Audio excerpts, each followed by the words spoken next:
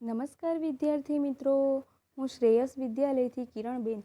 આજે આપણે ધોરણ 7 ગુજરાતી માધ્યમ વિષય સામાજિક વિજ્ઞાન વિષયાંક પ્રકરણ 2 દિલ્હી સલ્તનત ભાગ 1, જેમાં મિત્રો આપણે દિલ્હી સલ્તનત વિશે વિસ્તૃત સમજૂતી મેળવીશું. પ્રકરણ 2 દિલ્હી સલ્તનત. મિત્રો, દિલ્હી સલ્તનત એટલે શું? તો કે પ્રાચીન કાળથી જ દિલ્હી એ ભારતીય રાજનીતિના કેન્દ્રમાં રહ્યું હતું. 12મી સદીમાં તોમર અને ચૌહાણ રાજપૂત હતા. એમના સમયમાં દિલ્હી એ વેપાર વાણિજ્યનું એક મહત્વનું કેન્દ્ર હતું. આપણે જાણીએ છીએ કે 1192માં જે સિહાબુદ્દીન ગોરી હતા, એમણે પૃથ્વીરાજ ચૌહાણ સાથે યુદ્ધ કર્યું, જેમાં પૃથ્વીરાજ ચૌહાણની હાર થઈ હતી. ત્યારબાદ 13મી સદીની શરૂઆતમાં દિલ્હી સલ્તનતની સ્થાપના થઈ હતી.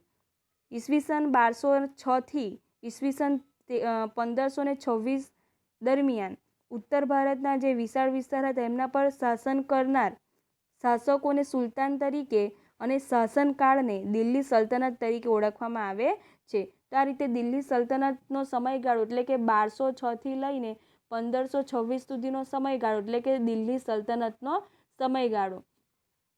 આ શાસકો મૂળભૂત રીતે તુર્ક અને અફઘાન મૂળના હતા. તો આ રીતે જે શાસકો સુલતાન તરીકે ઓળખાતા હતા તેઓ મૂળભૂત રીતે તુર્ક અને અફઘાન હતા. આ 350 વર્ષ દરમિયાન દિલ્હી સલ્તનતમાં કુલ 5 વંશોએ સત્તા ભોગવી હતી, જેમાં ગુલામ વંશ, ખલજી વંશ, તુગલક વંશ, સૈયદ વંશ અને લોદી વંશનો સમાવેશ થાય છે, જે વિશે આપણે વિસ્તૃત ચર્ચા કરીશું. દિલ્હી સલ્તનતના શાસકો, જેમાં પ્રથમ છે ગુલામ વંશ, જેનો સમયગાળો ઈસવીસન 1206થી લઈને 1290 સુધીનો સમયગાળો એટલે કે ગુલામ વંશનો સમયગાળો. તો આ રીતે ઈસવીસન 1992માં જે તરાઈના બીજા યુદ્ધમાં જે સિહાબુદ્દીન ગોરી હતા, એમણે પૃથ્વીરાજ ચૌહાણની સામે નિર્ણાયક વિજય મેળવીને દિલ્હીમાં સલ્તનતની સત્તાનો પાયો નાખ્યો હતો. તો આ રીતે ભારતની ધન સંપત્તિથી આકર્ષાઈને મોહમ્મદ ગઝની બાદ સિહાબુદ્દીન ગોરી હતા, એમણે 1192માં પૃથ્વીરાજ ચૌહાણ સાથે યુદ્ધ કર્યું હતું, જેમાં સિહાબુદ્દીન ગોરીની જીત થઈ હતી અને તેમણે દિલ્હીમાં સલ્તનતનો પાયો નાખ્યો હતો. મોહમ્મદ ગોરીના ગુલામ કુતબુદ્દીન ઐબક માલમુક વંશનો હતો. માત્ર 5 વર્ષના તેના શાસનકાળમાં એટલે કોના શાસનકાળમાં? કુતબુદ્દીન ઐબકના શાસનકાળમાં તેણે સલ્તનત સત્તાને જાળવી રાખવાનો પ્રયત્ન કર્યો. ઈસવીસન 1210માં પોલો રમત રમતા ઘોડા પરથી પડી જવાના કારણે તેમનું મૃત્યુ થયું હતું. આ રીતે કુતબુદ્દીન ઐબકના અવસાન બાદ તેનો ગુલામ અને જમાઈ ઇલ્તુત્મિશ ગાદીએ આવ્યો. તેણે સલ્તનત સત્તાને સર્વોપરી બનાવવા ચેહલગાન એટલે કે 4 ગાનની સ્થાપના કરી હતી, જેમાં 40 તુર્ક અમીરોના દળની રચના કરી હતી અને રાજધાની તે સ્થળાંતર કરીને લાહોરથી દિલ્હી લઈ આવ્યા હતા. ઇલ્તુત્મિશને ગુલામ વંશનો સાચો સ્થાપક માનવામાં આવે છે. તો આ રીતે કુતબુદ્દીન ઐબકે પોતાના જમાઈ ઇલ્તુત્મિશને ગાદીએ બેસાડ્યો એટલે કે ગાદીએ આવ્યા. ત્યારબાદ જે ઇલ્તુત્મિશ હતા એમણે ચેહલગાન એટલે કે 40 તુર્ક અમીરોના દળની સ્થાપના કરી હતી અને રાજધાની લાહોરથી દિલ્હી લઈ આવ્યા હતા. અને આ રીતે ઇલ્તુત્મિશને ગુલામ વંશનો સાચો સ્થાપક માનવામાં આવે છે. પોતાના એક પણ પુત્રને સુલતાન બનાવવા યોગ્ય ન સમજતા ઇલ્તુત્મિશે પોતાની કાબેલ પુત્રી રઝિયાને પોતાની ઉત્તરાધિકારી જાહેર કરી હતી. ઇલ્તુત્મિશના અવસાનના થોડા સમય બાદ તેની પુત્રી રઝિયા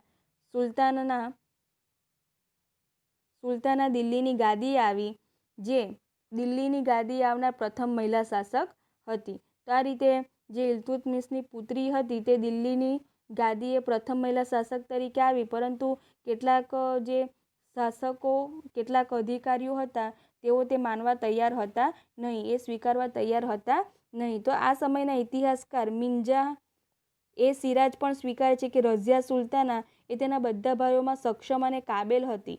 આમ છતાં પણ એક મહિલા શાસક તરીકે માન્યતા મળવી ખૂબ જ મુશ્કેલ હતી. આથી જે દરબારીઓ હતા તે તેમને સ્વતંત્ર શાસક તરીકે સ્વીકારવા તૈયાર હતા નહીં. અમીરોની સત્તા લાલસા અને સતત ચાલતા વિદ્રોહે તેના શાસનનો અંત આણ્યો. તો આ રીતે જે રઝિયા હતી દિલ્હીની ગાદીએ આવી હતી તો કે એમને જે દરબારીઓ હતા તે સ્વતંત્ર શાસક તરીકે સ્વીકારવા તૈયાર હતા નહીં, અને અમીરો જે હતા એમની સત્તા લાલસા અને વિદ્રોહે તેમની સત્તાનો અંત આવ્યો હતો. તેના અવસાન પછી 6 વર્ષ સુધી રાજ્યમાં અંધાધૂંધી ચાલી. અમીરોએ ઇલ્તુત્મિશના પુત્ર નાસરુદ્દીનને દિલ્હીની ગાદીએ બેસાડ્યો, તો એમના 21 વર્ષના શાસનકાળ બાદ તેમનું પણ અવસાન થયું. ત્યારબાદ ગિયાસુદ્દીન બલબન ગાદી આવ્યા હતા. તેણે ચહેલગાના દળોનો નાશ કરીને શાસનતંત્ર પરથી અમીરોની પકડને હળવી કરી અને તેણે રાજાનું સ્થાન વધુ મજબૂત બનાવ્યું. બલબન સાહિત્ય અને કલાનો પોષક પણ હતો. 22 વર્ષના તેના શાસનના થોડા સમય બાદ દિલ્હી સલ્તનત પર ખલજી વંશની સ્થાપના થઈ. તો આ રીતે ઇલ્તુત્મિશના અવસાન બાદ તેમની પુત્રી રઝિયા દિલ્હીની ગાદીએ આવી, અને એમના અવસાન બાદ એમનો જે ભાઈ હતો નસરુદ્દીન તે ગાદી પર આવ્યો. એમના 21 વર્ષના શાસનકાળ બાદ જે બલબન હતો તે રાજગાદીએ આવ્યો. ત્યારબાદ ખલજી વંશની સ્થાપના થઈ હતી. તેમનો સમયગાળો ઈસવીસન 1290 લઈને ઈસવીસન 1320ના સમયગાળા દરમિયાનનો હતો. જલાલુદ્દીન ખલજીથી ખલજી વંશની શાસનની શરૂઆત થઈ હતી.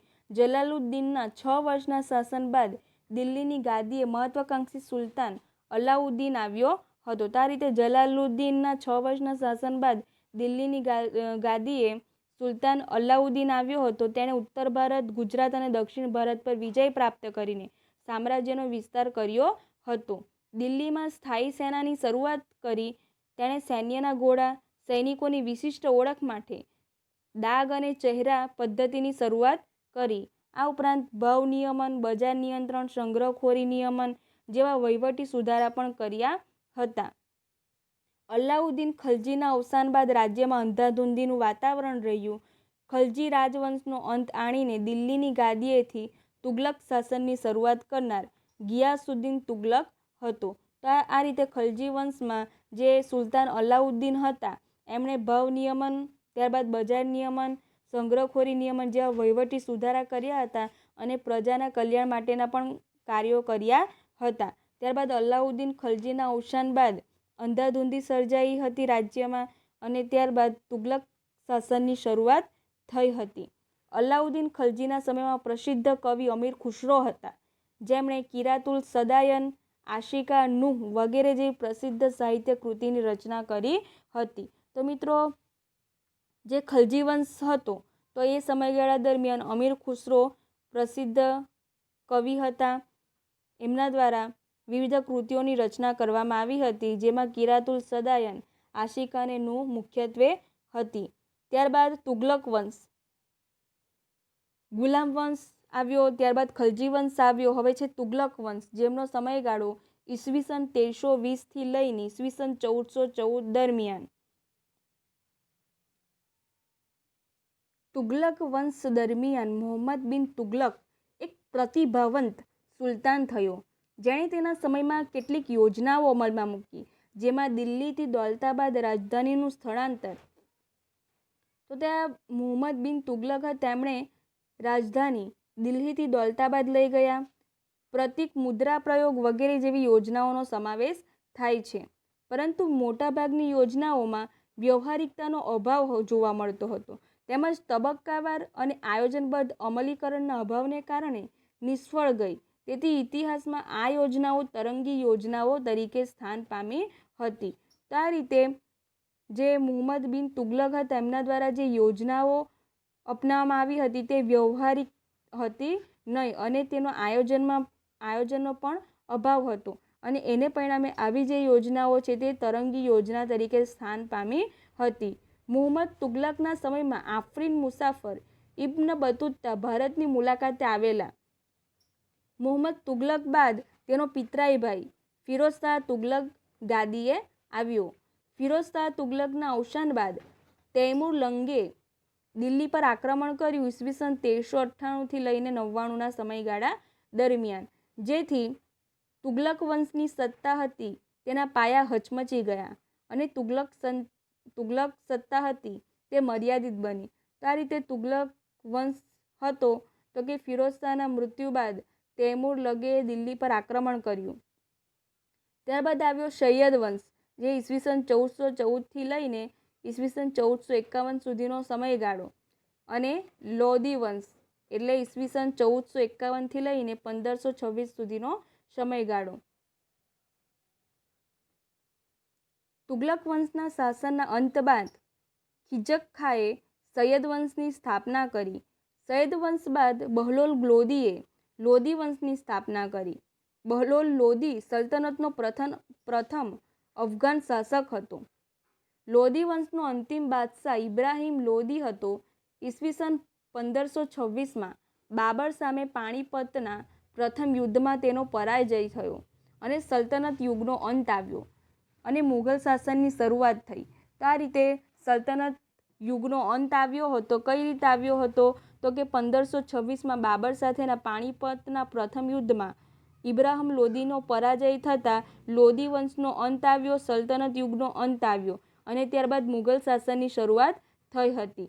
તો આ રીતે 1206થી લઈને 1526 સુધીનો સમયગાળો એટલે કે સલ્તનત યુગનો સમયગાળો, અને એ સમયગાળા દરમિયાન 5 વંશો થઈ ગયા, જેમાં ગુલામ વંશ, ખલજી વંશ, તુગલક વંશ, સૈયદ વંશ અને લોધી વંશ. જે લોધી વંશનો ઇબ્રાહિમ લોધી હતા, એમણે 1526માં બાબર સામે પાણીપતના પ્રથમ યુદ્ધમાં પરાજય થયો અને ત્યાંથી સલ્તનત યુગનો અંત આવ્યો.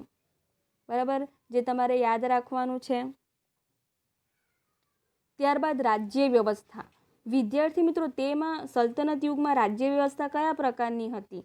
ઈસવીસન 13મી સદીમાં સ્થપાયેલ દિલ્હી સલ્તનત ભારતમાં રાજ્ય શાસન વ્યવસ્થાની દ્રષ્ટિએ વિશિષ્ટ હતું. કઈ રીતે વિશિષ્ટ હતું? દિલ્હી સલ્તનત શાસનના કેન્દ્રમાં સુલતાન હતો. સુલતાની સત્તા સર્વોપરી હતી, જે સર્વોચ્ચ સેનાપતિ, કારોબારીનો સર્વોચ્ચ વડો અને સર્વોચ્ચ ન્યાયાધીશ પણ હતો. તો આ રીતે સુલતાન હતો, એ જ સેનાપતિ હતો, એ જ કારોબારીનો સર્વોચ્ચ વડા પણ હતો અને એ જ ન્યાયાધીશ પણ હતો. જે સુલતાન નિર્ણય લે તે આખરી ગણવામાં આવતો હતો. બરાબર, અને એ જે નિર્ણયો હતા તે સુલતાન પોતે જ લેતો હતો. સુલતાનને મદદ કરવા એક મંત્રીમંડળ પણ હતું. મંત્રીમંડળના મંત્રીઓ અને અધિકારીઓની નિમણૂક સુલતાન પોતે કરતો અને એમના જે ચર્ચા વિમર્શ છે તેને સાંભળતો પણ હતો. સલ્તનત શાસન વ્યવસ્થા કેન્દ્રીય, પ્રાંતીય અને સ્થાનિક એમ 3 વિભાગોમાં વહેંચાયેલી હતી. આ રીતે સલ્તનત યુગમાં પણ શાસન વ્યવસ્થા 3 પ્રકારના વિભાગોમાં વિભાજિત થઈ હતી: કેન્દ્રીય, પ્રાંતીય અને સ્થાનિક. કેન્દ્રીય શાસન. કેન્દ્રીય શાસન કયા પ્રકારનું હતું? તો સુલતાન પછી મંત્રીમંડળ મુખ્ય હતું. સુલતાનનો પ્રધાનમંત્રી વજીર કહેવાતો, જે વહીવટી તંત્રનો વડો હતો. તો સલ્તનત યુગમાં વહીવટી વડા તરીકે વજીર ઓળખાતો હતો, જે પ્રધાનમંત્રી પણ હતો. આ ઉપરાંત મંત્રીમંડળમાં સેના વિભાગ, પત્રવ્યવહાર વિભાગ, ધર્મ વિભાગ, વિદેશ વિભાગ, ગુપ્તચર વિભાગ વગેરે વિભાગોનો સમાવેશ થતો હતો. આમ થોડા ઘણા અંશે આધુનિક મંત્રીમંડળ જેવી વ્યવસ્થા તે સમયે જોવા મળતી હતી. તો કેન્દ્રીય વ્યવસ્થામાં મુખ્યત્વે સુલતાન હતા, ત્યાર પછી તેમના હાથ નીચે મંત્રીમંડળ હતું. મંત્રીમંડળના વિવિધ વિભાગો હતા, જેમાં સેના વિભાગ, પત્રવ્યવહાર વિભાગ, ધર્મ વિભાગ, વિદેશ વિભાગ, ગુપ્તચર વિભાગ વગેરે વિભાગો હતા. ત્યારબાદ સુલતાનનો જે પ્રધાનમંત્રી વજીર કહેવાતો, જે વહીવટી તંત્રનો વડો હતો, જે વહીવટી કામકાજ કરતો હોય છે. અહીં તમને જાણવા જેવી બાબત આપવામાં આવી છે. અલાઉદ્દીન ખલજીના સમયમાં સરકારી તંત્ર પૂરતી